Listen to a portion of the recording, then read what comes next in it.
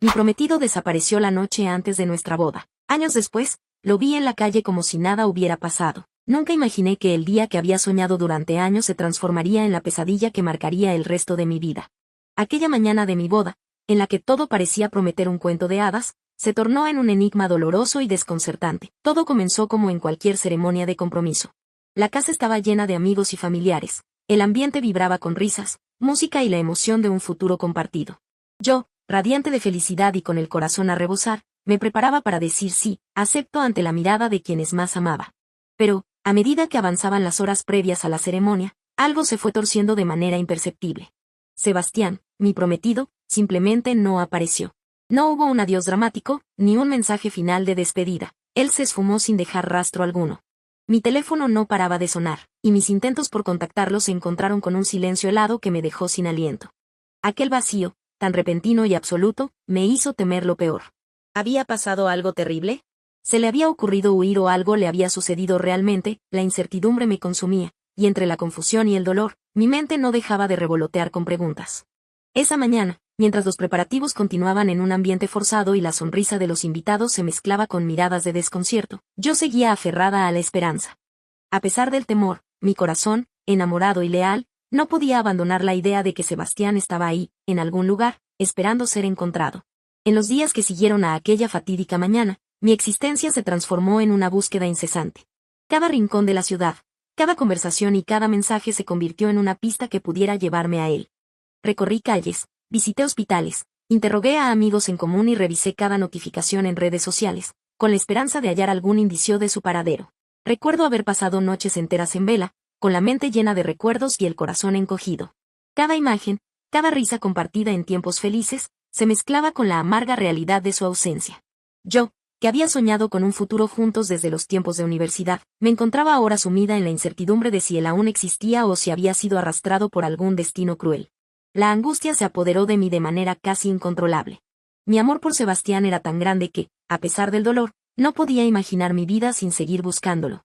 Mis amigos me apoyaban, aunque algunos intentaban disuadirme de aferrarme a una esperanza que parecía desvanecerse día a día. Luna, entiende que puede que algo realmente terrible le haya pasado, me decían entre sollozos y susurros de aliento. Yo, sin embargo, me negaba a aceptar la idea de que lo había perdido para siempre. Cada día se convertía en una lucha contra el tiempo y el olvido. Mi corazón seguía latiendo con la convicción de que, a pesar de la ausencia, Sebastián regresaría. La búsqueda se volvió una obsesión, una mezcla de amor y desesperación que me empujaba a no darme por vencida. Aunque el dolor me ahogaba, mi fe en nuestro amor me mantenía en pie. A medida que pasaban las semanas, la realidad comenzaba a calar en lo más profundo. No había señales de él. Las llamadas no respondidas, las visitas infructuosas y el silencio abrumador hicieron que el miedo se mezclara con la incertidumbre. Empecé a cuestionarme si acaso, en realidad, Sebastián se hubiera desvanecido para siempre. La idea se me anidaba en la mente como un oscuro presagio. En mi desesperación, llegué a considerarlo impensable, y si tuviera que aceptar que nunca volvería a verlo, la sola idea me llenaba de un dolor insoportable, pero también, de alguna forma, parecía ser la única forma de encontrar un cierre. La burocracia judicial se presentaba como una salida para sellar esa herida abierta. Así, en medio de lágrimas y con el corazón hecho trizas, empecé a informarme sobre el proceso legal para declarar a una persona oficialmente muerta por desaparición. Pero mi mente, dividida entre el amor que aún latía por él y el terror de una pérdida definitiva, se debatía en un torbellino de emociones.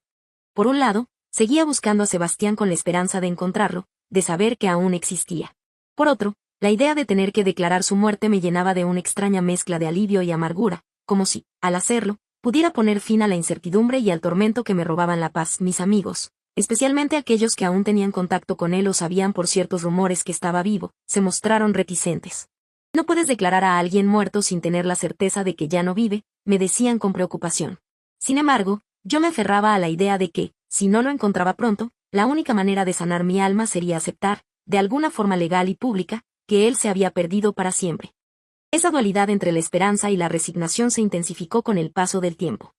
Mientras mi corazón seguía en la búsqueda incansable, mi mente comenzaba a ceder ante la dura realidad. Llegaron días en los que, a pesar de mi amor, la ausencia de Sebastián se volvía insoportable. La incertidumbre se transformaba en una herida que no dejaba de sangrar, y el dolor se volvía tan constante que parecía no tener remedio. Fue en uno de esos momentos, en los que el vacío y la soledad amenazaban con devorarme, que tomé una decisión radical. Decidí, contra toda esperanza y a pesar de las súplicas de mis amigos, iniciar los trámites para declararlo muerto por desaparición. La idea era desgarradora, pues significaba renunciar a la posibilidad de encontrarlo, a la esperanza de un reencuentro que había mantenido viva mi fe. Pero la desesperación, mezclada con la constante agonía de la incertidumbre, me empujó a sellar un destino que yo creía ineludible. Publiqué en redes sociales un mensaje que, para muchos, sonó a una triste aceptación de la pérdida, pero para mí fue también un acto de liberación. Después de años de una búsqueda sin respuestas y de un dolor que se hace insoportable, he decidido dar por concluida la historia de Sebastián. Hoy, lo declaro oficialmente muerto por desaparición, le agradezco a él donde quiera que esté o si ya no está entre nosotros, por su amor, fidelidad, y sobre todo por el gran hombre que fue, te amo mucho donde quiera que estés. Aquellas palabras resonaron en mi interior de manera ambivalente. Por un lado, eran un acto de justicia para mi alma herida, por otro, una traición a la esperanza que durante tanto tiempo me había impulsado a seguir buscándolo. Sus amigos, que sabían o al menos sospechaban que él aún estaba vivo, se mostraron incrédulos y, en ocasiones, me acusaron de renunciar a mi amor.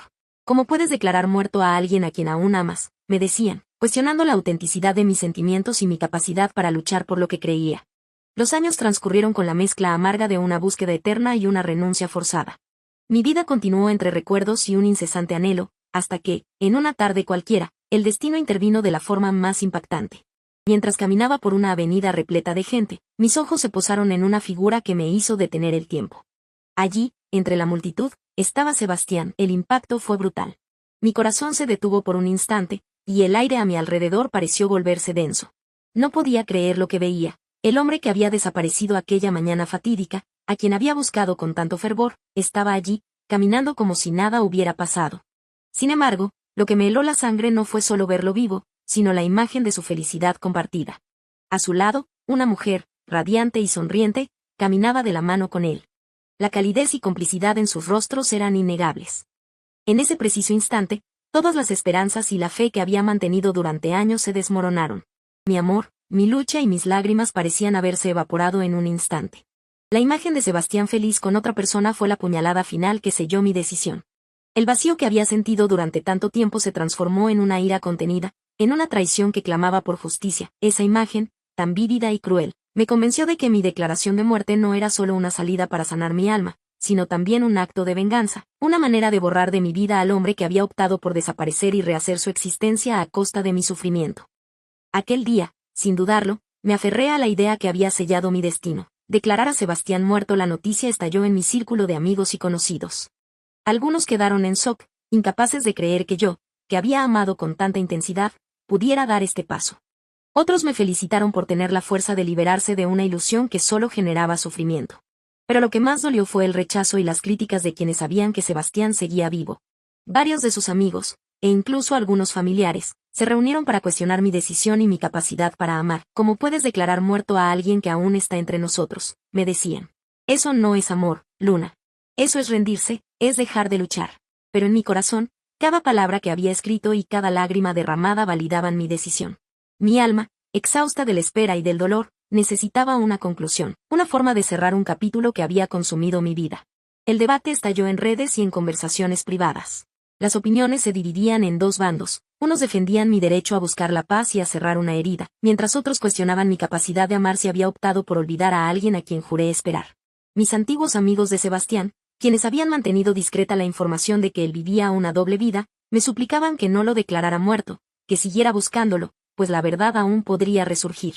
Durante días, entre mensajes, llamadas y encuentros, se generó un ambiente de tensión que me hizo dudar. Luna, no puedes renunciar a tu amor tan fácilmente, me decían. Pero en mi interior, la imagen de aquel día él, feliz y ajeno a mi dolor, caminando junto a otra mujer se repetía incesantemente. Esa imagen era la evidencia de que, para él, yo ya no era prioridad, de que el amor que una vez compartimos se había convertido en un recuerdo lejano. El debate público se volvió aún más intenso cuando la noticia fue recogida por algunos medios locales. Entrevistas, testimonios y opiniones diversas inundaron las redes, y yo me encontré en el epicentro de una controversia que ponía en jaque la idea misma del amor incondicional. Mi declaración de muerte no era solo un acto legal, sino una declaración de intenciones, un grito desesperado de una mujer que había decidido dejar atrás el dolor y la incertidumbre. Con el pasar de los días, la tensión alcanzó un punto álgido. No solo se hablaba de la muerte de Sebastián en términos legales y mediáticos, sino que la situación comenzó a tener consecuencias directas en la vida de aquellos que lo rodeaban. Fue en ese contexto cuando se presentó la oportunidad de enfrentar a la otra cara de la historia. Clara, la nueva pareja de Sebastián, se convirtió en el centro de atención. Aunque al principio parecía ajena a todo el escándalo, pronto comenzaron a circular rumores y mensajes que alertaban sobre la verdadera identidad del hombre con el que convivía. Yo, decidida a que la verdad no quedara oculta, busqué el momento adecuado para hablar con ella. Sabía que mi confrontación no se trataba de venganza personal, sino de liberarla de una mentira que la condenaba a vivir en un engaño. Una tarde, me encontré con Clara en un café discreto del centro. La atmósfera era tensa, cargada de un silencio incómodo que anunciaba la inminente revelación. Sentadas en una mesa apartada, comencé a relatarle mi historia con la voz temblorosa, pero firme. Clara, necesito que sepas la verdad. Sebastián jamás quiso casarse conmigo. Esa mañana de nuestra boda, él desapareció sin dejar rastro, y yo creí que algo terrible le había pasado. Durante años, te busqué, aferrada a un amor que pensé eterno. Pero, al final, descubrí que todo era una farsa. Él decidió desaparecer porque no quería comprometerse, y en ese tiempo, construyó una nueva vida, una vida contigo. Las lágrimas asomaron en los ojos de Clara mientras yo le mostraba pruebas, capturas de pantalla, mensajes y testimonios que demostraban la doble vida de Sebastián. La revelación fue devastadora para ella. Poco a poco, comprendió que el hombre en quien había depositado su confianza no era el que pensaba, y que yo había vivido la misma traición. No mereces vivir en una mentira, le dije con voz entrecortada. Yo también amé a Sebastián, pero el amor no es ciego ni debe ser sacrificado por el engaño. Debemos ser libres de buscar la verdad, por dolorosa que sea. Esa conversación marcó un antes y un después. Para Clara fue el despertar de una realidad oculta, y para mí, el acto de enfrentar la verdad y reclamar mi dignidad. La confrontación no solo fue un momento de liberación personal, sino también un grito de justicia para todas las mujeres que habían sido víctimas de amores falsos. Finalmente, el destino quiso que nuestros caminos se cruzaran de nuevo. Una tarde, en un parque casi desierto, me encontré cara a cara con Sebastián. La atmósfera estaba cargada de tensión. Era como si el tiempo se hubiera detenido para permitir ese último enfrentamiento. Allí, bajo un cielo gris y con las hojas otoñales danzando a nuestro alrededor, el silencio se hizo tan pesado que resultaba insoportable. Sebastián, grité, sin saber muy bien por dónde empezar. Como pudiste desaparecer sin decir nada, le pegué una cachetada. Como pudiste destruir todo lo que alguna vez soñamos. Él se tocó la cara del dolor de la cachetada, estaba nervioso sin saber qué decir, pero en una voz baja me dijo, es que tuve unos problemas con mi familia y, lo interrumpí diciéndole, ¿crees que soy tan tonta? Ya supe lo de tu nueva novia. De hecho ya hablé con ella y le conté todo lo que me hiciste. Eres una basura, después de todo lo que vivimos y esto es lo que recibo, dije. Llorando, él respondió con un lo siento pero yo ya no estaba enamorado de ti. Aparte Clara sí me valoraba por mí y no por mi dinero. Esta declaración me dejó fría. Yo jamás le había molestado a Sebastián por temas de dinero ni por lujos o salidas. De hecho yo estaba planeando en entrar en un trabajo para ir pensando en cómo mantendríamos a los hijos que pensábamos tener. ¿De qué estás hablando, Sebastián? Yo jamás te pedí nada. Sabes que lárgate, no te quiero ver más. Le pegué otra cachetada y se fue sin decir ni una palabra más. A él básicamente no le importó que yo anunciara su muerte judicialmente ni públicamente, ya que después de lo que pasó, perder a Clara y que yo no pensara en perdonarlo, a él ya le daban igual las situaciones, o eso pensaba yo. La publicación de la muerte de Sebastián en los tribunales y en redes sociales fue el acto final de una historia de amor y traición.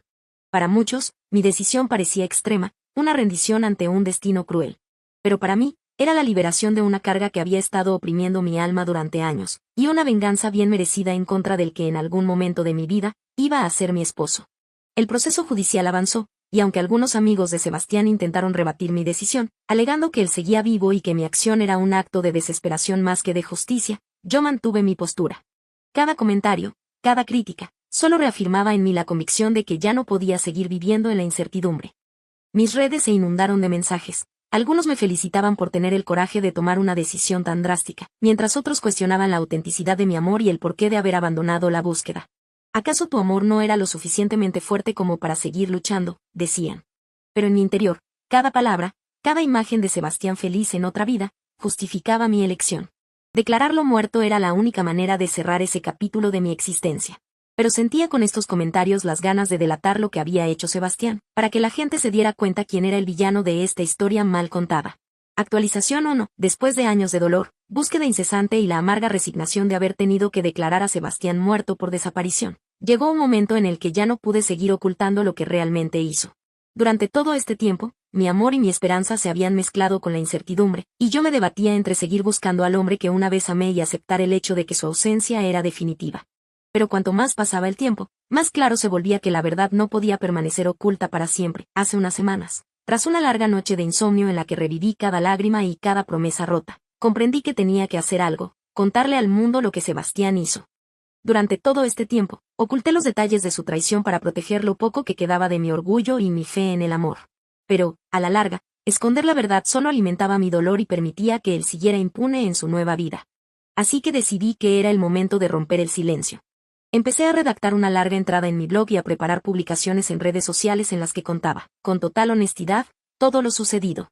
No se trataba solo de relatar la desaparición sin despedida, sino de denunciar la doble vida que Andrés había construido. En mis palabras, relaté cómo ese hombre, a quien había amado profundamente, se había negado a asumir cualquier compromiso, huyendo sin dar explicaciones la mañana de nuestra boda. Conté con detalle cómo, mientras yo me debatía entre la esperanza y la angustia, él se dedicó a rehacer su existencia, a inventarse una nueva identidad y a rodearse de lujos y falsos amigos. La publicación fue extensa y cargada de emociones. Dediqué cada palabra a expresar la traición y la desilusión. Incluí capturas de pantalla, mensajes y fechas que dejaban en evidencia que su desaparición no había sido fruto de una emergencia, sino de una elección consciente para evitar cualquier atadura. Mi intención no era solo liberar mi alma, sino también advertir a otras personas para que no cayeran en la misma trampa. El impacto fue inmediato. En cuestión de horas, la publicación se viralizó. Comentarios, mensajes privados y hasta llamadas comenzaron a llegar de personas que se identificaban con mi dolor o que querían saber más detalles. Algunos amigos, que en un principio dudaban de mi decisión, ahora me felicitaban por la valentía de sacar a la luz lo que Sebastián había hecho. Otros, incluso excompañeros, se atrevieron a contar sus propias experiencias de haber sido testigos de actitudes sospechosas en él. La prensa local comenzó a interesarse por la historia. Un par de periodistas contactaron para entrevistarme y ampliar detalles.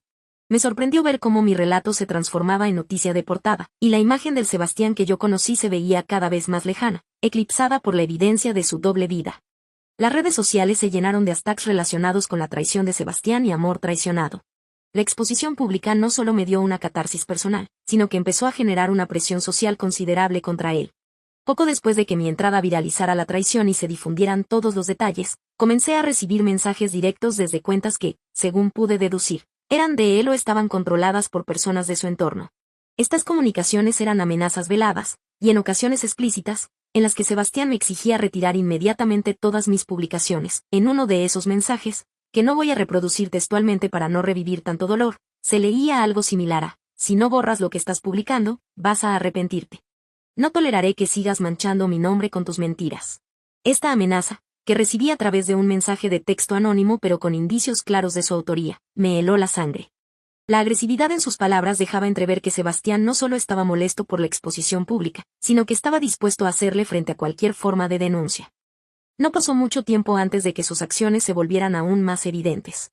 Durante una discusión privada en redes, en la que él intentó justificarse y echarme la culpa de haberle manchado públicamente, sus mensajes se tornaron agresivos y despectivos.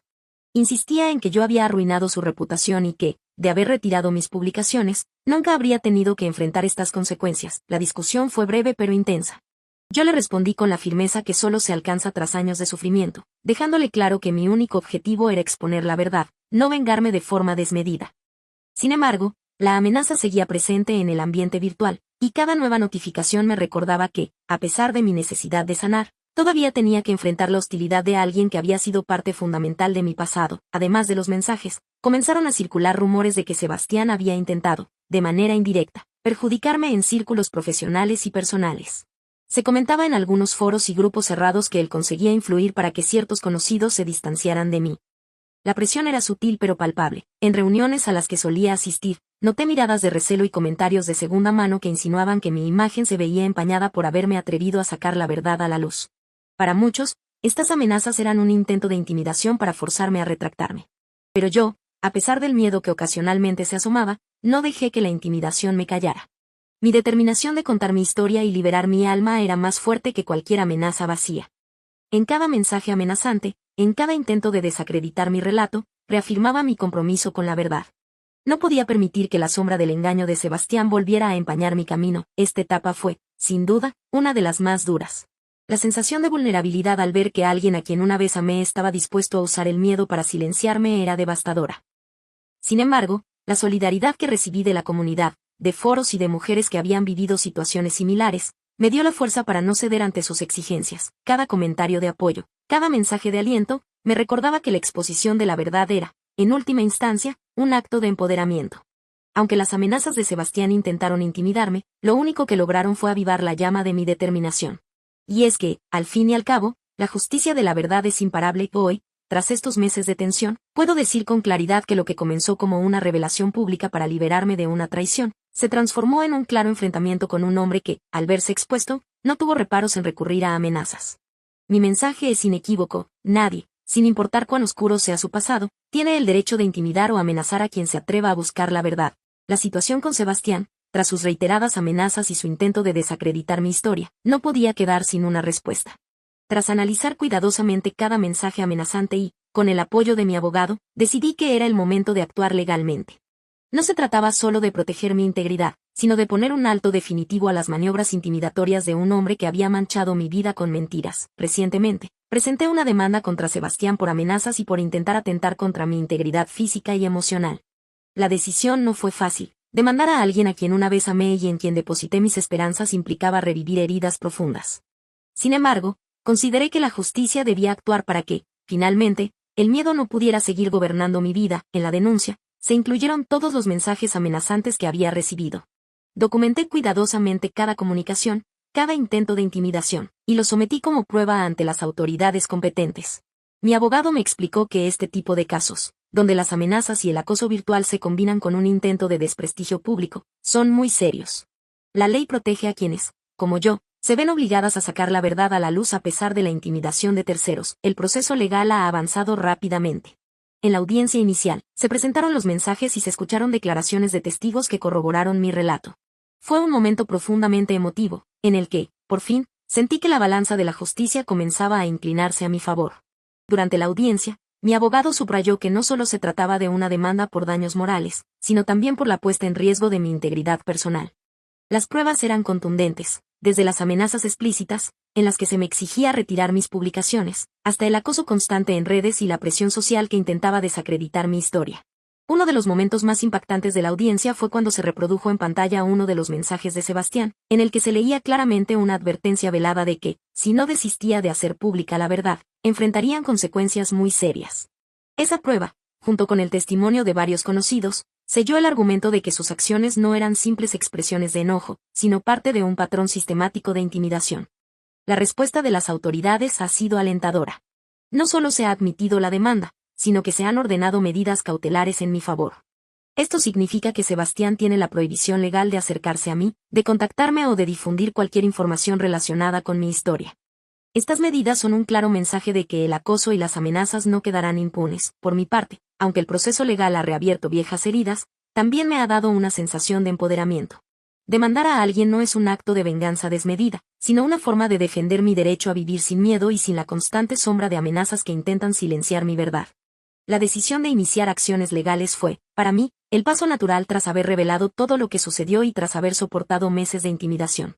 El juicio continúa y se esperan nuevas audiencias en las que se analizarán con mayor detalle los daños psicológicos y emocionales que las amenazas de Sebastián han causado en mi vida. No puedo predecir el veredicto final, pero lo que sí es seguro es que mi determinación de hacer justicia es inquebrantable. Mi mensaje para todas las personas que se sienten intimidado o amenazadas es claro: la justicia existe, y nadie tiene el derecho de vivir bajo el yugo del miedo. En estos momentos, seguiré documentando cada paso del proceso y compartiendo las actualizaciones con ustedes. Cada avance, cada declaración, me acerca un poco más a cerrar este capítulo oscuro de mi vida. Aunque las amenazas de Sebastián dejaron una marca dolorosa, su intento de atentar contra mi integridad ha quedado registrado para que, en el futuro, nadie pueda justificar ese tipo de comportamientos.